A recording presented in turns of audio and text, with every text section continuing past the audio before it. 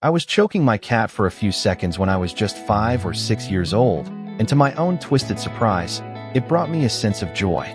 You're watching Mindsnap, where the darkest corners of human experience are laid bare. As I delved deeper into this story, I found myself questioning the very fabric of human empathy. The person who shared this online admitted to having a disturbing past, one that seemed to have shaped their entire being. They recall a time when they were a kid, and in a moment of unprovoked cruelty, they choked their pet cat. The fact that this incident still haunts them to this day, despite the cat's death being unrelated to the choking, is a testament to the lasting impact of their actions. But here's the shocking part.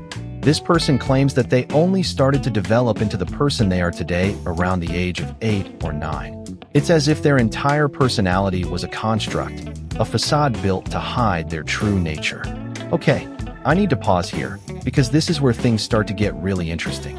The fact that they had to fake emotions to fool everyone around them, including themselves, is a level of self-awareness that's both fascinating and terrifying. As they grew older, around 16 or 17, they started to feel a numbness, a lack of emotions that they attribute to their past experiences.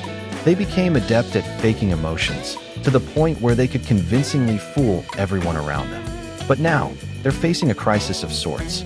They've cheated on their best friend of 15 years with their ex, and when they had a conversation about it, they felt nothing. No remorse, no regret, no sadness. Just a deep-seated tiredness that they couldn't shake off.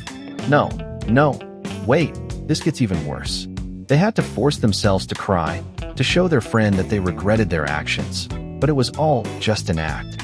They weren't feeling any emotions. They were just going through the motions. I literally could not believe this. The level of emotional detachment is staggering. It's like they're watching themselves from outside their body, observing their own emotions or lack thereof. But here's the thing. They know they need help. They know they should go to therapy, but they're afraid of faking their emotions even there. They're trapped in this cycle of dishonesty, where they lie to everyone, including themselves. They've built entire relationships on lies, like the one with their best friend's ex. It's a web of deceit that's suffocating them, and they don't know how to escape. I'm reading this, and I'm thinking, how do you even begin to unpack this level of emotional complexity?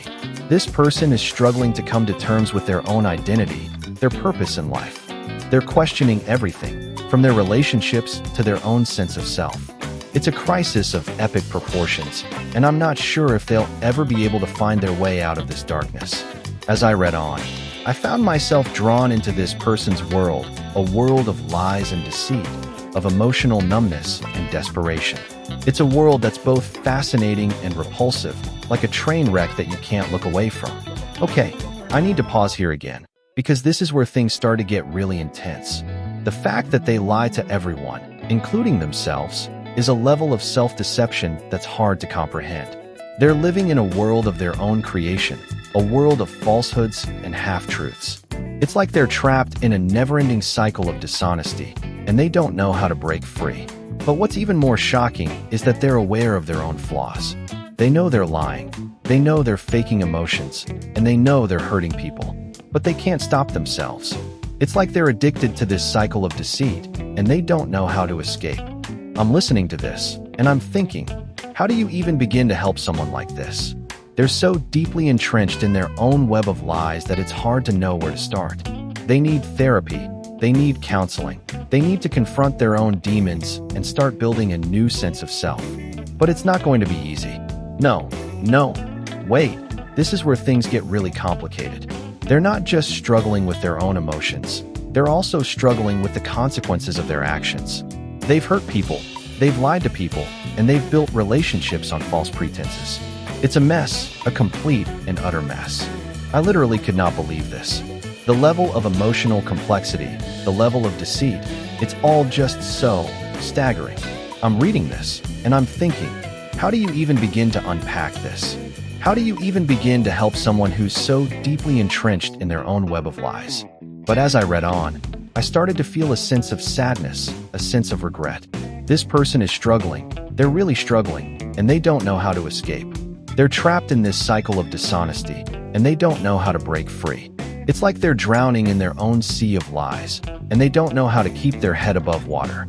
Okay, I need to pause here again, because this is where things start to get really emotional.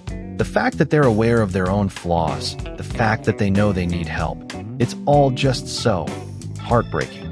They're struggling to come to terms with their own identity, their own sense of self, and it's a struggle that's both relatable and terrifying. As I finished reading this story, I couldn't help but feel a sense of empathy for this person. They're struggling, they're really struggling, and they need help. They need someone to talk to, someone to guide them through this mess, someone to help them build a new sense of self. But the question is, can they be helped? Can they break free from this cycle of deceit and start building a new life? A life based on honesty and integrity? Or are they doomed to repeat the same patterns, the same lies, the same deceit for the rest of their life? Drop your verdict below.